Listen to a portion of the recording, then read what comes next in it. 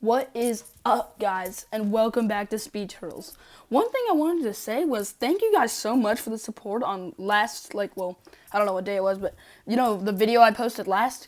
I actually got a bunch of views, and I was gone for a long time, and you all still came back and helped me out, so thank you guys so much, because honestly, that kind of support, just really helps out a lot.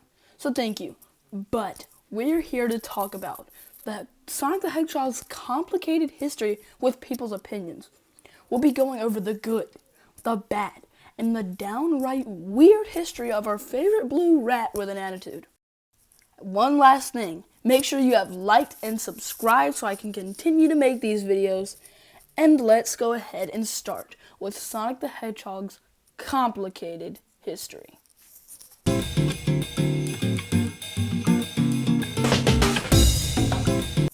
Okay, if we're going to talk about Sonic's history, then we need to start at the beginning. The year is 1990, and Nintendo is king with their golden boy, the fat plumber you all know as Mario. Nintendo practically owns the video game market, and struggling company Sega is sick of it. They need a mascot that they can prove to the people that their 16-bit console is far more superior than Nintendo's 8-bit console. With a long time of designing and a few failures, but, maybe that's a hint for another video. We finally got the blue hedgehog we know and love today. All it took was a little bit of marketing, some iconic spiffy ads. Can't it be more like that nice boy Mario? Oh! Little brat! Now, get Sonic free when you buy a Sega Genesis system at its new price of $149.99. And Sonic was a big seller. Then Nintendo dropped the SNES, and it started a whole war on the school playgrounds, but that's for another video as well. I feel like I say that a lot. Basically, the point of this video is to talk about how everyone loved Sonic in his first and especially his second game. But, we'll get to that later. Then, just a few years, they hated him, and then they loved him again, and they hated him again, and, finally loved him again. In this video, we're going to be going over 8 games. The first is Sonic movies. With unforgettable music, level design, and all-around uniqueness, it made it to be an unforgettable classic video game. Then, just 1 year later, Sega had way more money, so they created what some people say to this day is the best Sonic game ever, which is Sonic 2. Me personally, I believe Sonic Generations is the best Sonic game, and no, it's not just because of the new game that came out, because honestly, I don't even have the new game. It's because, of its nostalgic recreations of the classic levels and music. But we talked about that new game in the last video. Like I was saying, Sonic 2 really put Sega on the map, and Sonic was now a household name. And then there was Sonic CD, but we're not going to be talking about that one now because, Now we're talking about the game that my brother will glaze to the grave, Sonic 3. Now don't get me wrong, I like Sonic 3. Heck, I even beat it, but in my opinion, Sonic 2 is a lot better. One thing I will give Sonic 3 is that if Sonic was at a 100% popularity rate, then Sonic 3 took him to a 200% popularity. I mean, his face was at McDonald's on Valentine's Day cards. I mean, he was even the first video game character to be at the Macy's Thanksgiving Day Parade.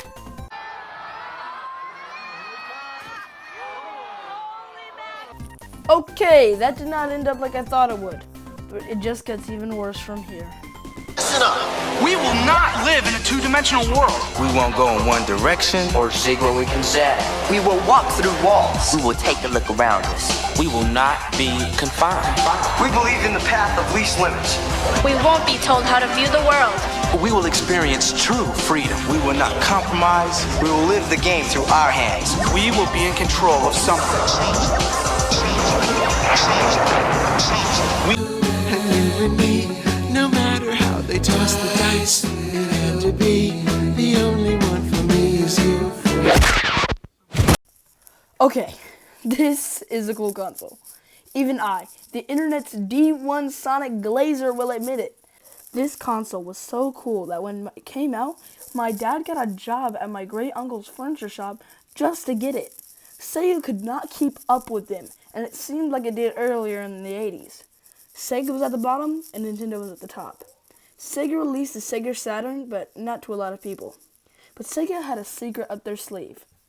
And the secret ninth game in this video, well, technically the fourth, but you get what I mean. It wasn't on the cool poster. It was a game that Sega never released. It was called Sonic Xtreme. Sonic Xtreme was a game that Sega thought would easily be able to defeat Mario 64. They believed that statement so much that they were already releasing ads.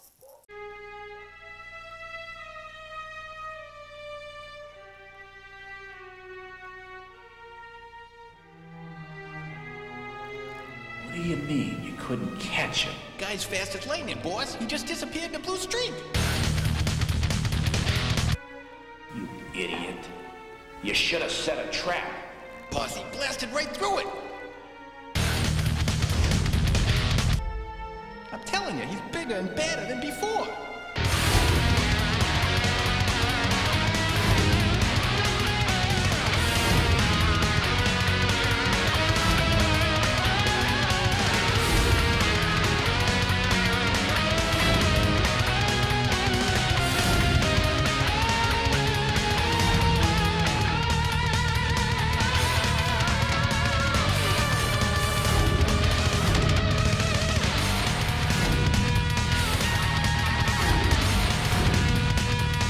Revolutionary!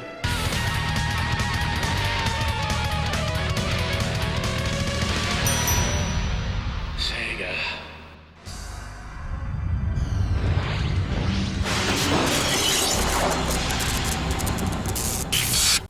I love how almost in all of Sonic's ads back in the 90s, he's always making fun of Mario to the point where, he's a mob boss. That was crazy. Especially because, the game got canceled. I mean, they advertised this game so much that they changed the Sonic popsicles to be advertising Sonic Xtreme. He's also in a karate uniform, and I just don't get that part either. Maybe it's just part of the extreme aspect. I don't know. Then, disaster strikes once more. Sonic Xtreme was canceled due to company disagreement. What I mean when I say company disagreement, I mean Sega was split into several offices across the world. The Sega American office was in charge of Sonic Xtreme, and when the Japanese executives came to check on the actual game and story and all that, they strongly disliked it. Then they replaced it with a game that's actually cheeks. Ah yes, Sonic 3D Blast. Most people really want to forget this game. But I believe the real problem with the game is that they try to keep it on the Genesis and the Sega Saturn at the same time, to the point where the game just becomes bland and unplayable. Most say that the next game we're about to get into was Sonic's real transition into 3D, but I never forgot the horrible game that came in the Sonic and Sega All-Stars Collection game that I received for my birthday. This period of time was Sonic's first low, but just a few years down the line, and there was a silver lining.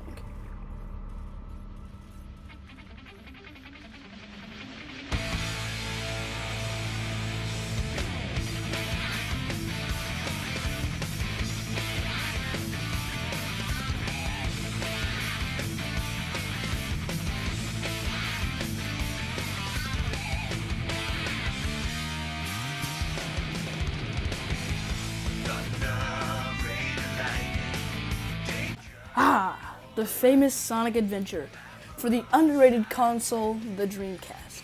This game has brought some unity in the community for one of Sonic's best games. Hey, that was my introduction to Sonic Adventure. Yes, the controls were a little wobbly, but hey, Sonic Team was still figuring some things out.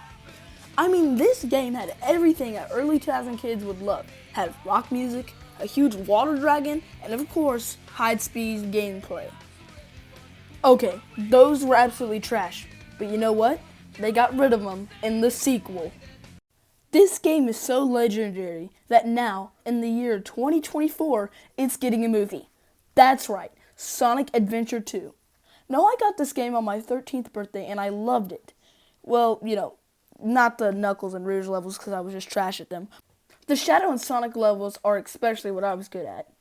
I mean, Sega was not only dropping bangers on the GameCube and other consoles, they were dropping bangers on the Game Boy Advance. Sonic Advance 1, 2, and 3 are great, but I think I'm going to do another video dedicated to those 3 games. Everything was going great for Sega. Until... oh no. Get it away! It's horrible! I also got this game for my 13th birthday, and I played it with my friend Dylan. And wow, it is bad. You know, we all know the story. Sega had to rush a game for Sonic's 15th birthday, and bam, now we have Sonic 06. If Sonic 06 had no Elise, no horrible gameplay, and no weird Eggman designs, then the game wouldn't be that bad. I mean, Mephiles is a dope villain, and the animations in the beginning look kind of clean. But we live in a world where these are all in the game. That point in time was terrible because we were stuck in a period where, you know, everything except for these 3 games were bad. And yes, I don't like Sonic colors. Put down the torches and pitchforks. I just don't like it. And yes, I've played it for the Wii and the remastered version. They're just not for me. But after all these bad games, there was an even worse threat. Yes, we've all seen him, Ugly Sonic. But I have a deeper interaction with Ugly Sonic. It all started when I was getting off the school bus, just like any other day. I opened the door, and there's my dad standing with the remote, and YouTube pulled up on the TV. He looks me in the eyes and says, "Sonic is getting a movie." I scoff, and I say, "Dad, that's fake. I've already seen that trailer before." "We all know the trailer I'm talking about." "This one." "Yeah, now you know what I'm talking about." "No," he says. "This was posted from Paramount." "No way," I yelled, and he pressed play.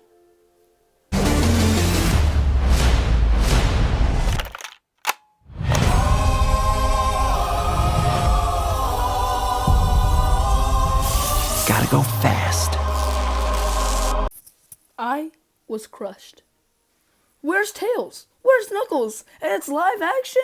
And most importantly, why does he look like that? These were all thoughts going through my head. I look at my dad, and then I look back at the screen. Wow. I remember my dad laughing at the meow line, and I was glad that he thought it was funny. But I could not shake the bad feeling in my stomach. Later that day, I saw the same Dylan I mentioned before. He came up to me and said, "Bro, did you see Sonic? He's ugly." I look at my dad was not around, and I said, "Yeah, he's horrible." Now you might be thinking, why did you hide this fact that you didn't like it from your dad? The reason is, I knew my dad had come home from work, pulled it up on the TV, and instead of just telling me, he kept it pulled up and patiently waited for me to be filled with joy. But in reality, I could not keep the secret any longer. I told my dad as soon as we got in the car, "Dad, I don't think Sonic looks good." Now I can't remember his exact words, but he said something like, "Yeah, I agree, he's ugly. And why does his teeth look like that?" I was sad that Sonic was ugly, but happy that my dad didn't get mad. Looking back, would that really make him mad? It's just another classic case of me looking too deep into things. Anyways, days went by where I heard people make fun of my favorite series for a subject that I kind of agreed on. But then, just like I got off the bus before, my dad said, "They fixed him." I remember my exact words like I said it today. I said, "He still has blue arms." I know you're expecting to be like, "Whoa, he's cool again." But honestly, the connected eyes and blue arms, at first I thought they were weird. But hey, I got used to it, and heck, we watched the movie on opening night, and I loved it. I wore my Sonic jacket that made it look like I had spikes and gloves on, and a mom wanted me to take a picture with her son and her husband. Now, I probably looked like Sonic Man from the Argy comics, but hey, the kid thought it was cool, and that was the first step into putting Sonic back on the map. Then, 2 years later, Sonic 2 came out, and in my opinion, Sonic 2 was really just like, how Sonic 3 did for Sonic 2, the game Sonic 2, and they just, made it super popular like he is today. I remember the days where the only place you would ever find the blue blur was at a small section of Jazzware's Sonic items at a Toys R Us. Wow, I am old. And here we are, 2024. Sonic has a third movie coming out, featuring my favorite character and an awesome remaster of my favorite video game of all time. So that's about it. Sonic has come a long way from the 90s, and even though some people don't like him, I'll continue to love him and can't wait to see what the future looks like for the franchise. So, that's pretty much it. Thank you so much for watching. Make sure to like and subscribe one more time, and I'll see you all in the next one. Goodbye.